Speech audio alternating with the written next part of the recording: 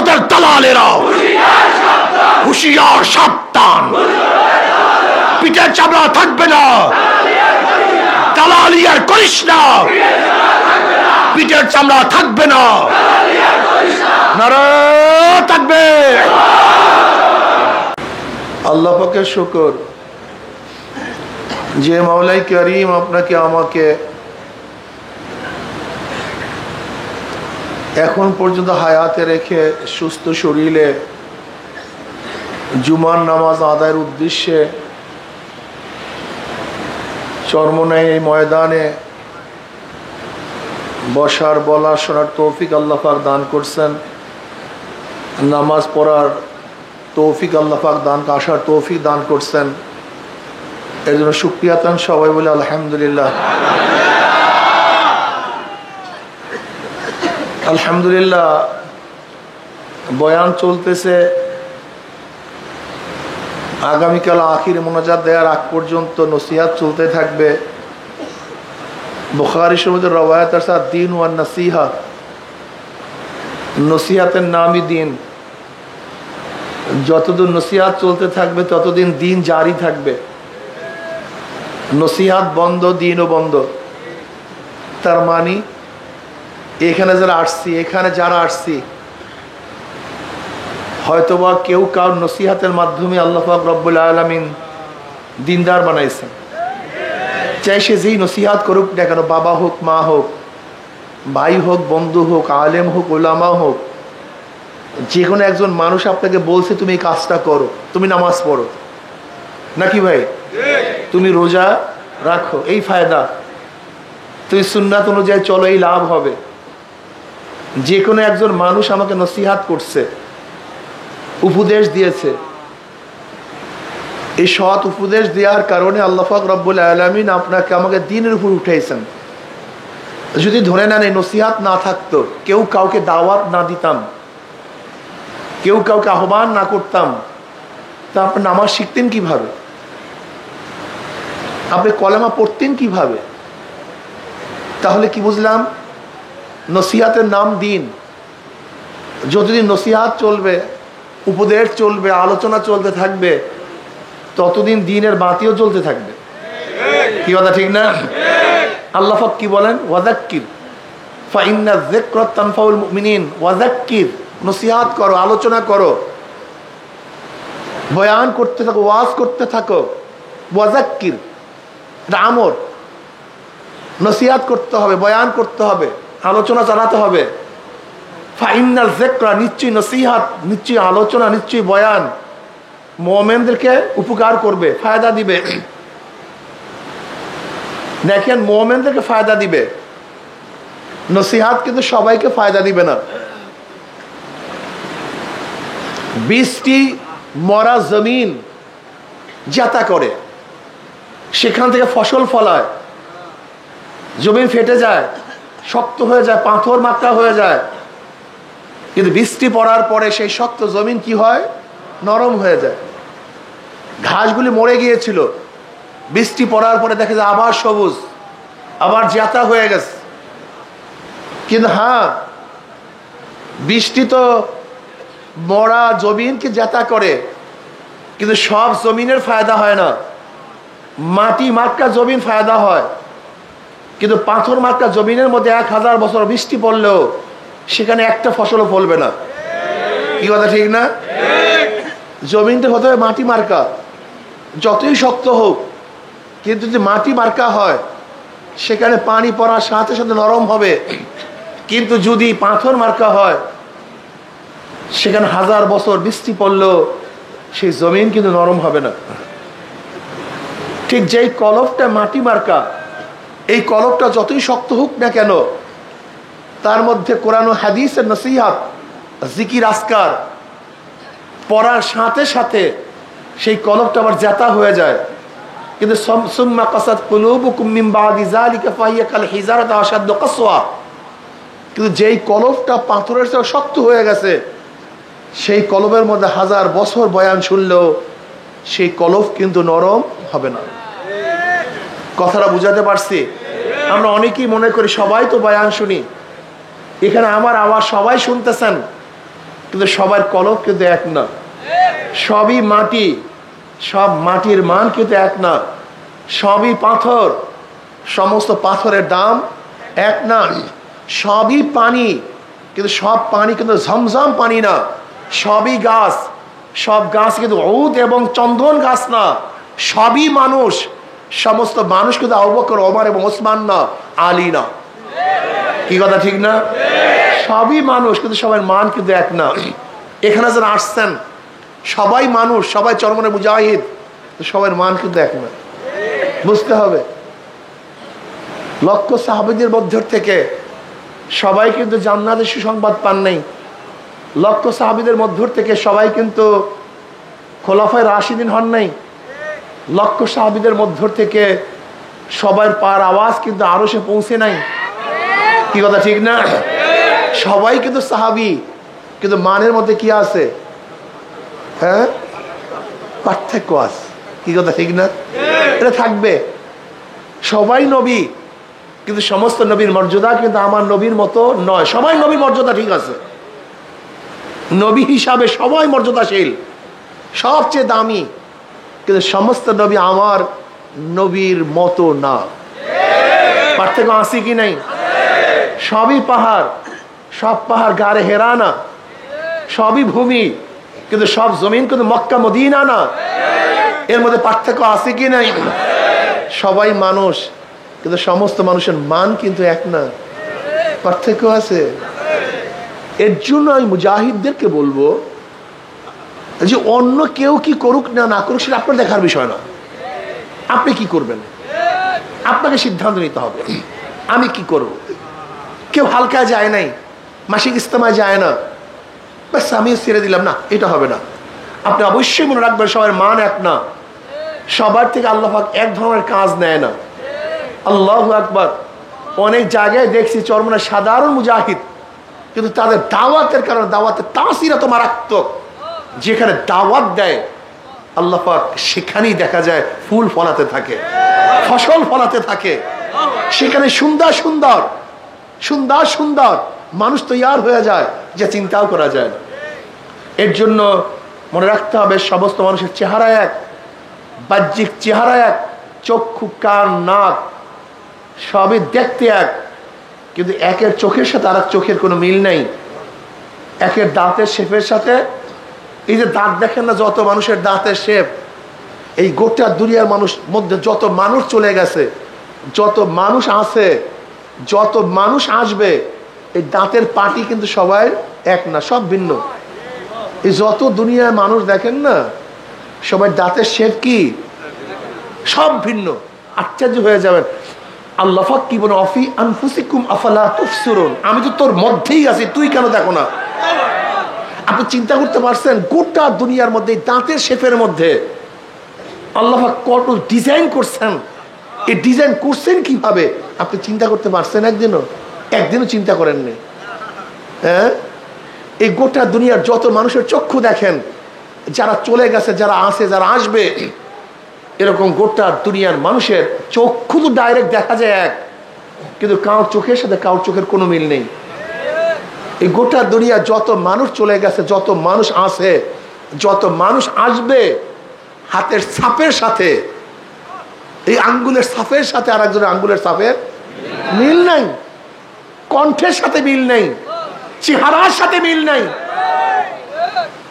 কি ভাবছেন? কি কোন ডিজাইনার এত ছোট্ট জায়গার মতো এত ডিজাইন কিভাবে করছে? 5 টাকার সাজের থেকে 5 টাকার নোট বের হয়, 10 টাকার সাজের থেকে 10 টাকার নোট বের হয়, 100 টাকার সাজের থেকে 100 টাকার নোট বের হয়। আর আমার মায়ের সাজ একটাই, মেটালও এক, সেখান থেকে আমরা হাজার হাজার হাজার হাজার সন্তান বের হইতেছি। একই মায়ের সাজের থেকে 7 ভাই, 10 ভাই, 11 ভাই, 15 ভাই বের হলাম, অনেক বোন বের হলাম, একজনের চেহারার সাথে আরেকজনের চেহারার পূর্ণ মিল নেই, গলার সাথে মিল নেই, তবিয়াতের সাথে মিল নেই। ভাবছেন কি? সব মাওলার কুদরত, সব মাওলার খেলা। আসলে মাওলাকে তো চিনি না, মাওলা নিয়ে তো গবেষণা করি না, শুধু দুনিয়া নিয়ে গবেষণা করি। তুমি একদিন চিন্তা করে দেখো তো, এ কোন কারিগর এত সুন্দর সাজাইছেন? কোন কারিগর চেহারা কিরকম বানাইছেন? কোন কারিগর চোখের মধ্যে এত ডিজাইন করছেন? কোন কারিগর দাঁতের শেপের মধ্যে এত ডিজাইন করছেন? আমি কথা বলি, এই যে রগ ফুইলা যায়, দুইটা তার, ঠিক না ভাই? সবারই দুই তারের মধ্যে থেকে কথা বের হয়, নাকি ভুল বললাম? কিন্তু তারের মধ্যে এরকম কি ডিজাইন করছে? এত ডিজাইনার কে? একজনের কণ্ঠের সাথে আরেকজনের কণ্ঠের পূর্ণ মিল নেই এই তারের মধ্যে, অথচ রগ তো সবই দেখতে দেখা যায় সমান। বাহ্যিক দৃশ্যের রগগুলি সবই এক, কিন্তু এক রগের সাথে আর এক রগের পূর্ণ মিল নেই। কি আজীব! যেহেতু চোখের সাথে মিল নেই, চেহারার সাথে মিল নেই, ভাববেন যত মানুষগুলি আছে সবার অন্তরের সাথেও কিন্তু মিল নেই। কলম আলাদা, চরিত্র আলাদা, তবিয়াত আলাদা, মেজাজ আলাদা। এর জন্য সবসময় খেয়াল রাখবেন, যেহেতু কলম আলাদা, আমাদের মধ্যে কিছু মতনৈক্য হতেই পারে, নাকি ভাই?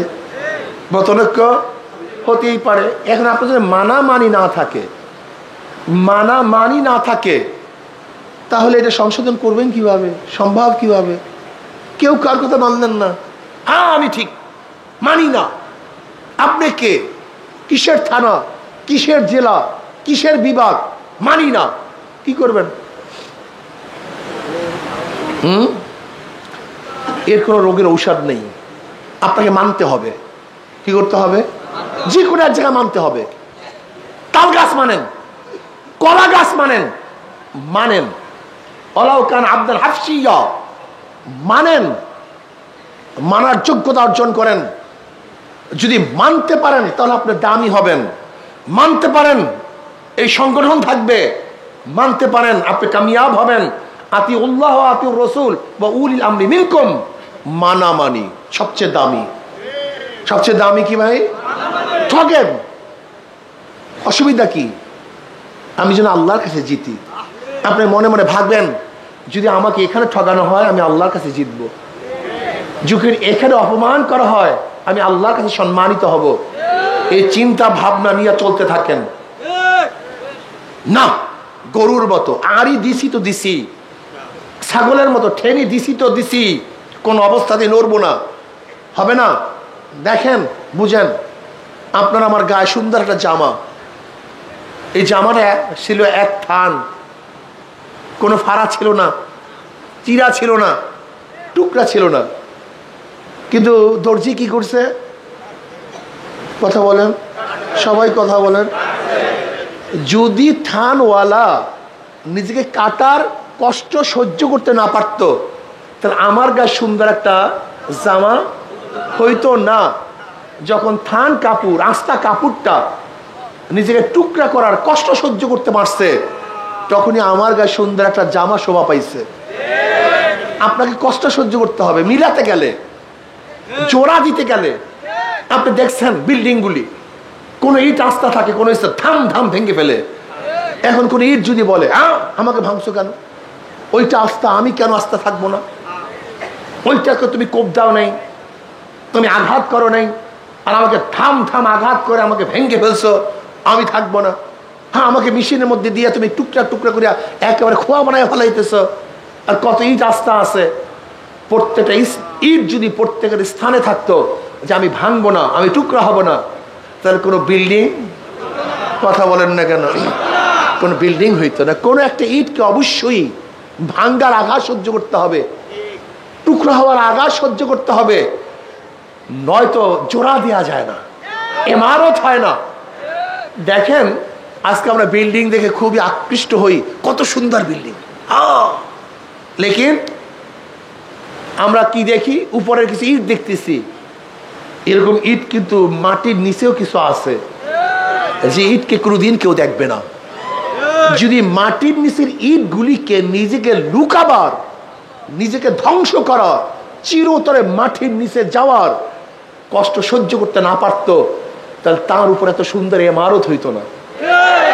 কিছু ইট নিজেকে বিলীন করে দিয়েছে, এই নিজেকে বিলীন করার কারণে তার উপরে সুন্দর ইমারত হয়েছে। ঠিক আমাদের মধ্যে কিছু লোক এরকম বিলীন করতে হবে। কিছু লোক মাটির নিচে চলে যাবে, তাদেরকে কেউ দেখবে না, কেউ প্রশংসা করবে না, তাদেরকে কেউ চিনবে না, জানবে না, তাদের আলোচনা হবে না।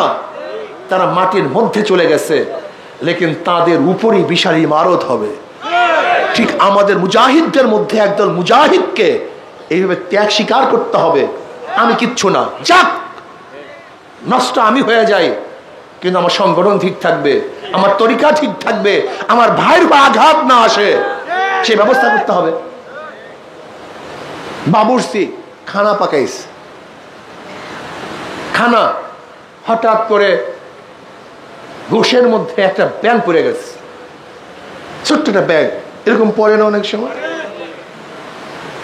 বলেন তো যদি কেউ ব্যাং দেখতো খানার মধ্যে, পুরো সমাজ কি হয়ে যেত? বাবুর্চি কি করছে, সাথে সাথে গোষ্ঠের মধ্যে ব্যাংকটা খেয়ে ফেলেছে। সে কষ্ট স্বীকার করছে, লেকিন সমাজ নষ্ট হইতে দেয়নি। সে ধ্বংস হয়ে গেছে, কিন্তু সমাজ ধ্বংস হইতে দেয়নি। এরকম তোমাকে আমাকে যে কোনো এক জায়গাতে এই কষ্ট স্বীকার করতে হবে। আমি একটা জিনিস দেখছি, যদি বলি সব ধ্বংস হয়ে যাবে, জ্ঞানজাম লাগবে, চুপ থাকো, বলো না। কিন্তু তোমার আমার অবস্থাটা কি? তোমার আমার অবস্থা হলে এই, নিজেরা মারামারি করতে করতে সব ধ্বংস হয়ে যাইতেছে। এরকম তাঁতারিরা ইরাককে ধ্বংস করে ফেলছে। ওই সময় মুসলমানদের মধ্যে ইখতিলাফ চলতেছিল, মতনৈক্য চলতেছিল, কথিত আছে ওই সময় মাসালা চলতেছিল, গরুর প্রসাব পাক না না পাক, বাস এই মাসালার উপরে বিশাল বিশাল সেমিনার সিম্পোজিয়াম চলতেছে। অথচ তাঁতারির আইসা একেবারে 10 লক্ষ মানুষের মাথা দিয়া মিনার করছে, সব ধ্বংস করে ফেলছে। ইউফ্রেটিস নদী, টাইগ্রিস নদী, মুসলমানের রক্ত লাল হয়ে গেছে। সমস্ত মুসলমানদের কুতুবখানা জ্বালিয়ে দেওয়া হয়েছে। যেই মুসলমানরা, সামান্য কিছু মুসলমান ইরাক দখল করেছিল, অথচ হালাকুকা চেঙ্গিস খাঁ সেই মুসলমানদের ইতিহাসকে মাটির সাথে মিলিন করে দিয়েছে। কিসের জন্য? মুসলমানের সংখ্যা তো অনেক ছিল, কিন্তু পারে নাই কেন? আপুসের মধ্যে বিভেদ, জ্ঞানজাম, মতনৈক্য। আজকেও যদি তোমার আমার মধ্যে মতনৈক্য সৃষ্টি হয়, এই কাফেলা থাকবে না, এটা ধ্বংস হয়ে যাবে। বিভিন্ন ধরনের শত্রু তোমাকে আমাকে ধ্বংস করার চক্রান্ত করতেছে। আপনি ভেবেছেন কি চরমুনাই মুজাহিদদের মধ্যে, চরমুনাইয়ের প্রতি কোন ইসলামের দুশ্মনদের কোনো চক্ষু নাই, কোন ষড়যন্ত্র নাই? এটা ভেবেছেন? বিয়াখু, এইটা তুমি ভাবছো? তুমি কি ভেবেছ?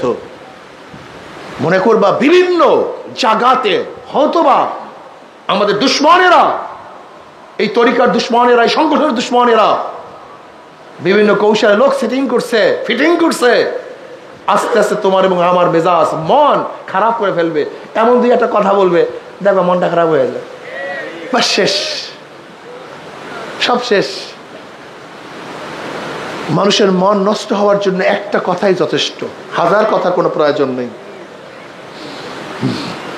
তুমি আমি ইখতিলাফ করি, অথচ তাতারিদের মতো গজব ইসকন আজকে আসতেছে।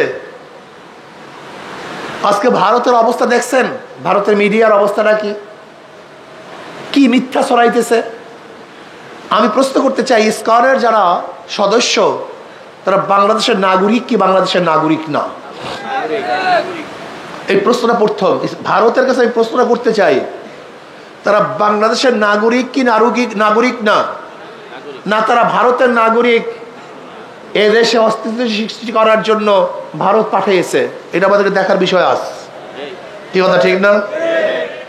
যদি ইসকনের সদস্যরা বাংলাদেশের নাগরিক হয়ে থাকে, তাহলে অবশ্যই এই বাংলাদেশের আইন অনুযায়ী তাদের বিচার হবে, সমাধান হবে, তারা নাগরিকের অধিকার ভোগ করবে, কি কথা ঠিক না? যেখানে ভারতের কিছু করার নেই, ভারতের কিছু দেখার নেই, কিন্তু ভারত এত উৎসাহিত কেন? ভারতের মিডিয়া এত গরম কেন? এত মিথ্যা প্রোপাগান্ডা ছড়াচ্ছে কেন? তার মানই হলো সিকিমের মতো এই ভারত এই দেশটাকে গ্রাস করার চক্রান্ত করতেছে। ভারত তো দেশটাকে গিলে ফেলছিল, হঠাৎ করে বাংলাদেশের জনগণ সচেতন হওয়ার কারণে, সাপের মুখের থেকে খাদ্যকে টেনে বের করার কারণে, সিংহের মুখের থেকে খাদ্য ছিনিয়ে আনার কারণে এখন সিংহের মাথা খারাপ হয়ে গেছে, বাঘের মাথা কি হয়ে গেছে। তুমি ভেবেছো তুমি সিংহ, তুমি ভেবেছো তুমি সিংহাবাসন, তুমি ভেবেছো তুমি সিংহ, তুমি বাঘ। কিন্তু বনের জঙ্গলের ছোট প্রাণীগুলো যখন একসাথ হয় তখন বড় বড় বাঘও ভাগতে বাধ্য হয়, পরাজিত হতে বাধ্য হয়। ভারত নিজেকে বাঘ ভাবে, অথচ আমি জীবনেও ভারতকে কোনোদিনই বাঘ ভাবিবি নাই। ভারতকে আমি কোনো শক্তিশালী দেশই মনে করি না। ইতিহাস আছে এদের, এদের ইতিহাস আছে। মোহাম্মদ বিন কাসিম রহমতুল্লাহ আলাইহি মাত্র 5,000 সৈন্য নিয়ে রাজা দাহিরের 1,00,000 সৈন্যকে পরাজিত করেছিল, রাজা দাহিরকে হত্যা করেছিল। সুলতান মাহমুদ গজনবী রহমতুল্লাহ আলাইহি 17 বার ভারত আক্রমণ করে বিজয় করেছিল। দ্বিতীয় পানিপথের যুদ্ধে প্রায় লক্ষ লক্ষ ব্রাহ্মণদেরকে হত্যা করা হয়েছিল। এই ভারতের মধ্যে আমরা স্বল্প সংখ্যক মুসলমান দীর্ঘ 750-800 বছর পর্যন্ত শাসন করেছিলাম। এই ভারত তো আমাদের, এই ভারত কাদের? এটা মুসলমানদের দেশ। কারণ ভারতের মুসলমানদের থেকেই ব্রিটিশ দেশ দখল করেছিল। যেহেতু আমার থেকে দখল করা হয়েছে, কাজে ক্ষমতা দ্বিতীয়বার আমাকেই দিতে হবে, নাকি ভুল বললাম? এই ভারত মুসলমানদের দেশ। 750-800 বছর পর্যন্ত মুসলমানরা শাসক ছিল। 1803 ঈসাই সালে তৎকালীন জাফরের থেকে ব্রিটিশ এই দেশ দখল করে, যুদ্ধের মাধ্যমে নয়, ষড়যন্ত্রের মাধ্যমে, যুদ্ধের মাধ্যমে, মুনাফিকের মাধ্যমে। মুসলমানরা লুবি হওয়ার কারণে, মুসলমান নামীয় হাজারো মুনাফিক সৃষ্টি হওয়ার কারণে মীর জাফর, বীর সাদেকের মতো, ঘষিটে বেগমের মতো বড় বড় মুনাফিক সৃষ্টি হওয়ার কারণে ব্রিটিশ এ দেশ দখল করতে পারছে। যদি সে আগেকার মুসলমান থাকতো তাহলে 100 বছর 500 বছর যুদ্ধ করেও কোনোদিন ভারতকে ব্রিটিশ দখল করতে পারত না। কি কথা ঠিক না?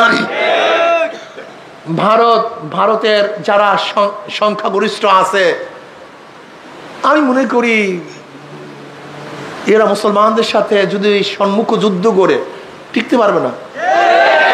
ওদের ট্যাঙ্ক, কামান, এগুলিকে আমরা কোনোদিন ভয়ই করি না, লাপাত্তা থোড়াই কেয়ার করি, এগুলি আমরা কেয়ারই করি না। আরে ভাই, তুমি কেন দেখো না যে বাংলাদেশের জনগণ যদি সচেতন হয়, তারা যদি সচেতন হয়, তাহলে ভারতের অবস্থা কি হবে জানেন? একটা উদাহরণ দেই। ধরে নেন ভারত যদি আমাদেরকে ছোটই মনে করে, তাহলে কারোর পেটের মধ্যে গুড়া কিরমি হইলে ঘুমাইতে দেয় না। কিন্তু কি কথা বলেন না কেন? আমিও বলবো যদি আমরা গুড়া কিরমি হয়ে যায়, তুমি কিন্তু ঘুমাতে পারবা না, অস্থির থাকবা সবসময়। 24 ঘন্টা তোমার চক্ষু খোলা থাকবে, ঘুমাতে পারবা না। কিন্তু তোমার 3 দিকে কিন্তু আমরা, কয় দিকে? 3 দিকে আমরা।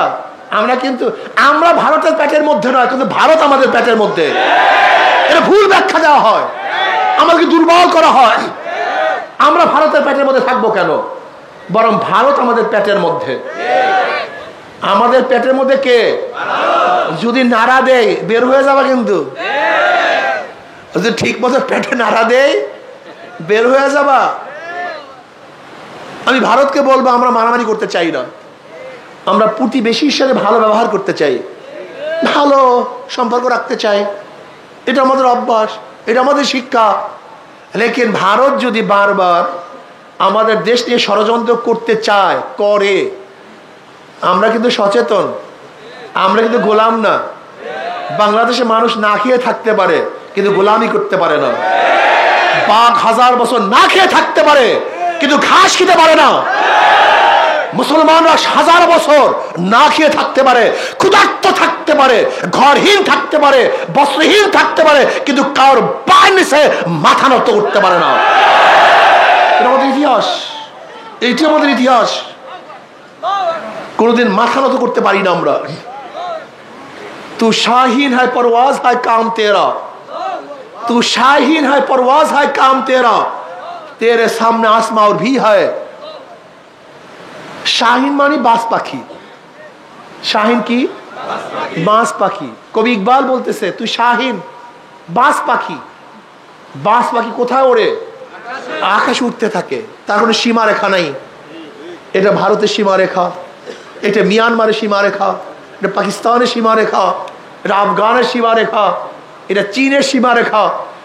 এরকম কোন সীমা রেখায় কিন্তু বাঁশ পাখি ওঠে না।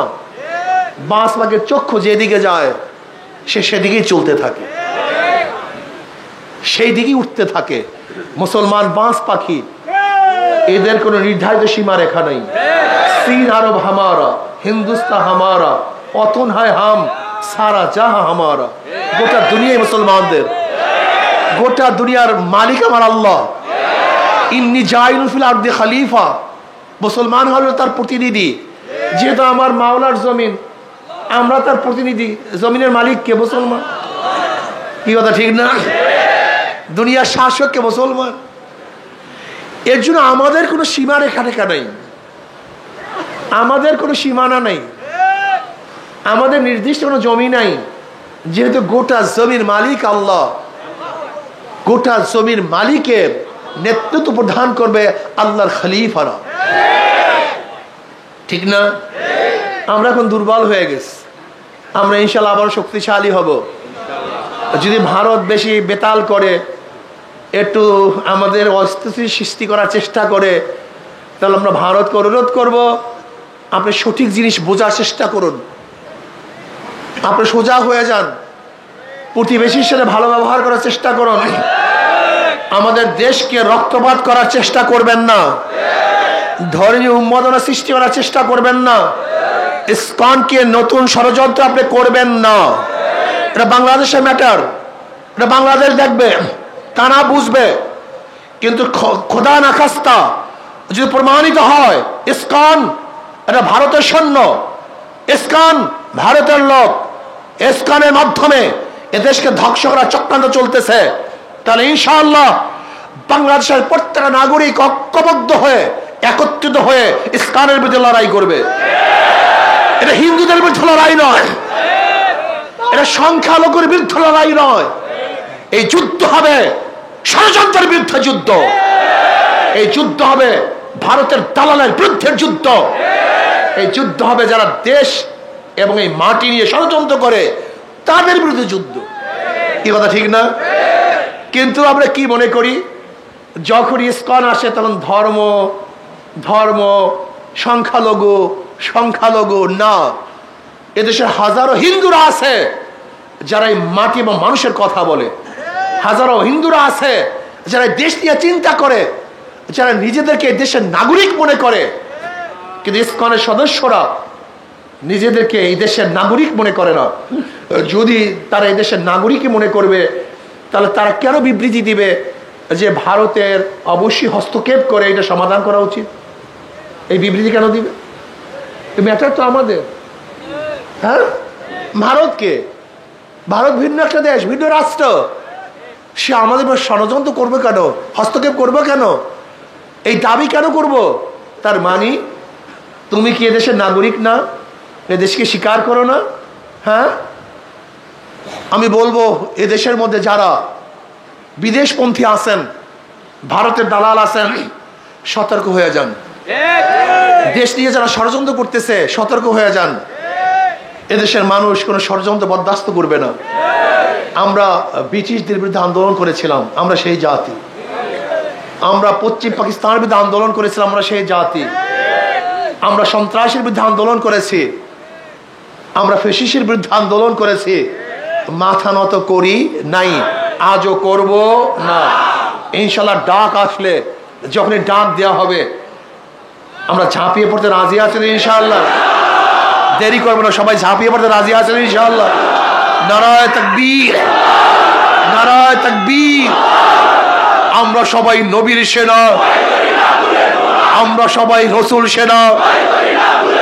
কোরআন সুন্নাহর আলো ঘরে ঘরে চালো।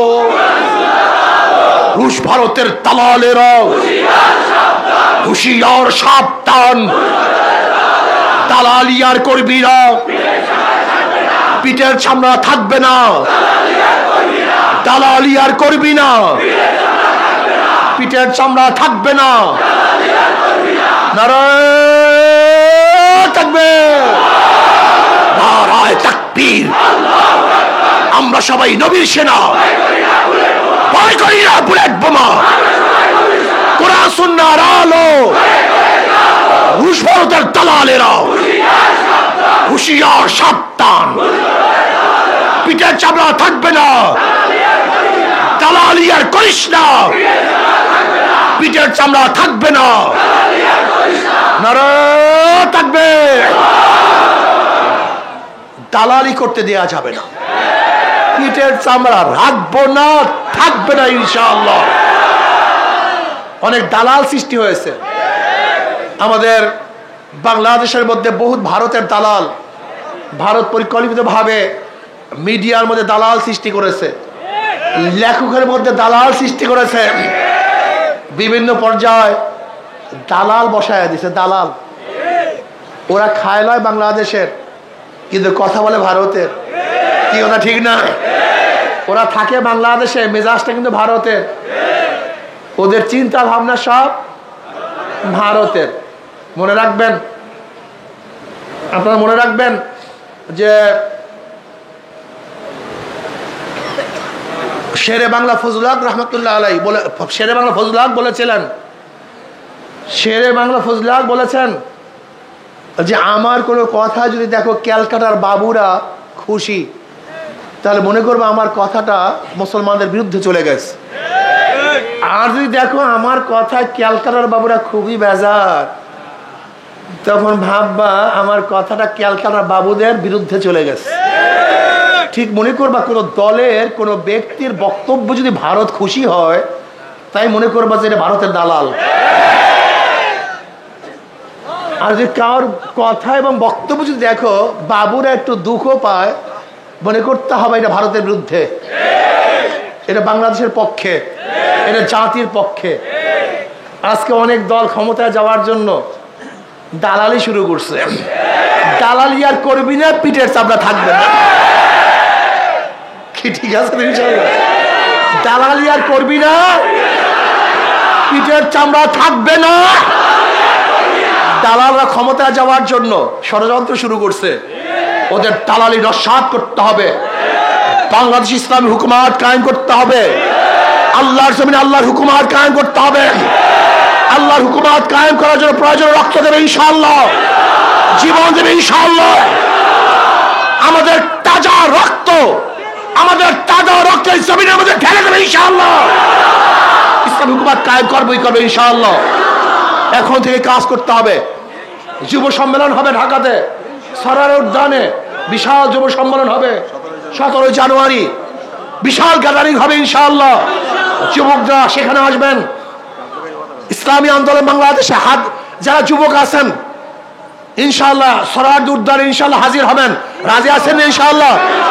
কে রাজি আছেন? আল্লাহু আকবার, আল্লাহু আকবার। আল্লাহ আমাদের সবাইকে কবুল করে নেন। दस्त दस्त है दरिया भी नहीं सोरे हमने, दस्त दस्त है दरिया भी नहीं सोरे हमने, बाहर जुल्मत में दौड़ा दिया घोरा हमने। इंशाअल्लाह मुसलमानेर गुली बुके लागे पीठे लागे ना। मुसलमान सामने अग्रसर होते पारे, दौड़ दिते पारे ना। मुसलमान जीवन दिते पारे, पालाते पारे इंशाअल्लाह। সেই দিকে ইনশাআল্লাহ চলতে হবে, সতর্ক থাকতে হবে। দেশ নিয়ে গোবর ষড়যন্ত্র চলতেছে। একদল ক্ষমতায় যাওয়ার জন্য পাগল হয়ে গেছে, মাথা খারাপ হয়ে গেছে পুরা।